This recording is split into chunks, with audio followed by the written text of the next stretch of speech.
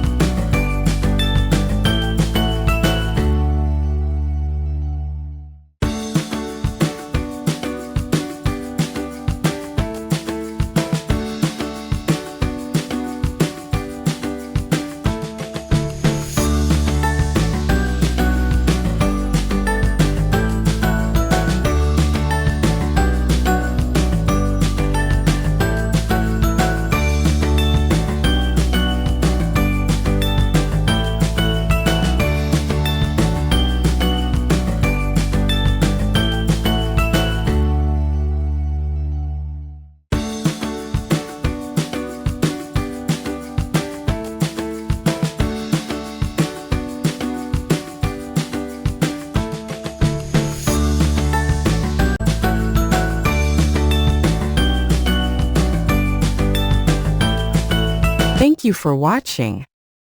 Kindly subscribe, comment and like and support this channel.